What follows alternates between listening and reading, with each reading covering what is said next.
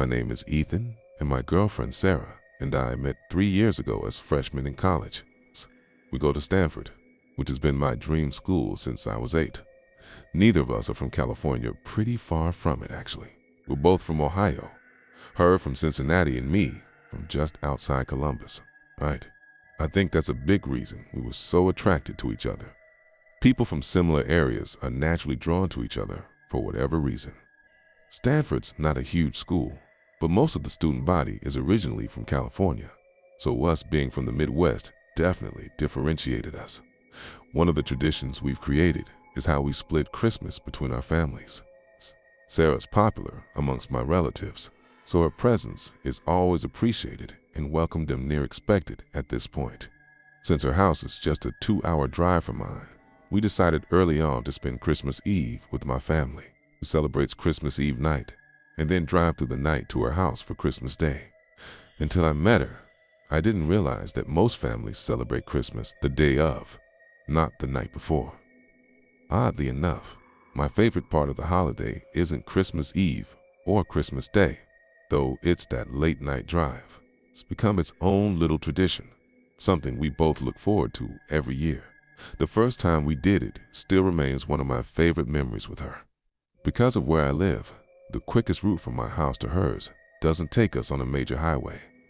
Most of the route is quiet back roads, just fields, trees, and the occasional distant farmhouse. It's always really late at night when we do it. So, in combination with the secluded route, we rarely encounter any other cars. Feels like the world is asleep and we have it all to ourselves. Don't laugh, but we always blast Juice WRLD during the drive. His music has been a shared obsession since we met. I know his music is a little cringy, but something about singing the lyrics together is really special. It's like we're in sync. This past Christmas Eve started like any other.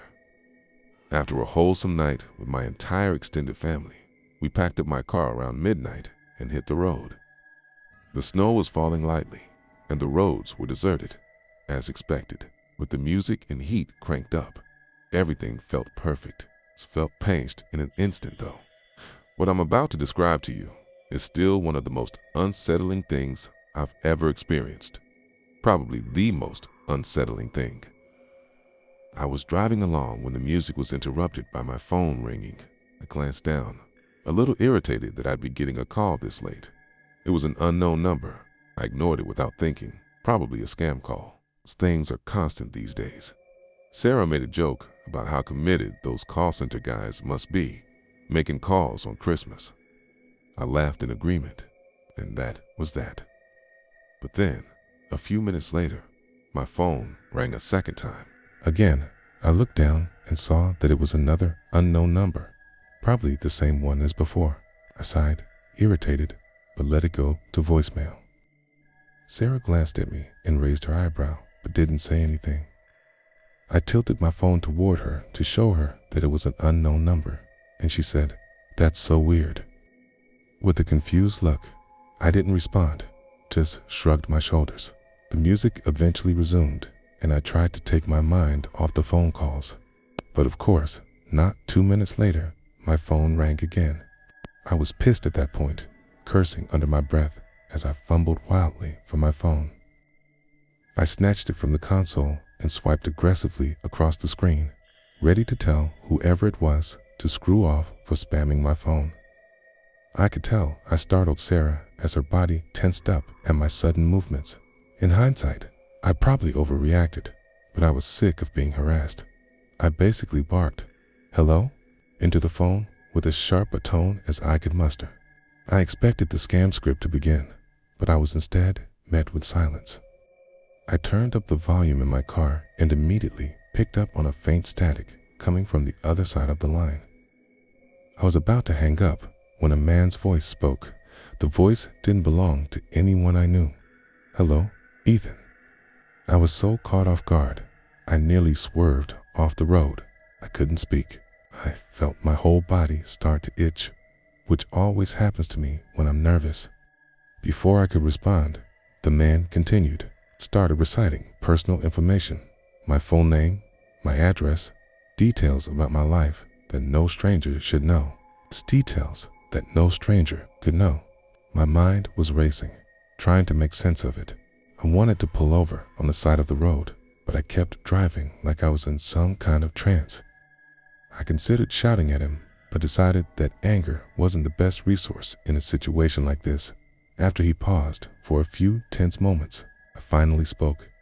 I asked him what he wanted in a steady voice, trying to hide the fear I was feeling. The voice paused before delivering the words that made my blood run cold. He said that he wasn't here for me, Kara, that he was here for Sarah. Hearing my girlfriend's name was about 100 times more terrifying than hearing my own. And the horrified expression on her face told me that she was just as shocked as I was. I blurted out that I didn't know a Sarah, that he must have the wrong number. The man chuckled before saying, "She's sitting right next to you." That was too much for me.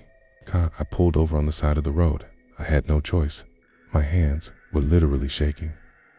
I was about to say something when Sarah reached into my lap in one fluid movement and hung up the phone. Like that. I literally screamed in her face, demanding to know why she hung up on a stranger who was making personal threats toward us. She didn't answer, just looked at me with wide, fearful eyes. I desperately tried to call the number back. Once, twice, 3 times, but it never went through. Sarah told me to keep driving, which I ultimately did, but not before questioning her. She told me she was scared and that I couldn't blame her for hanging up, which I guess was fair. I drove off in silence, but I still couldn't understand why she'd hung up the phone. I don't know whether I was more furious or afraid. Part of me was expecting that number to call back, but after about 10 minutes, I felt like it was increasingly unlikely. At one point, I looked over at Sarah and saw tears in her eyes. She told me she didn't feel safe, which I empathized with.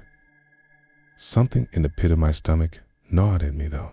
Sarah and I had been through enough in our relationship to know that trust didn't always come easily.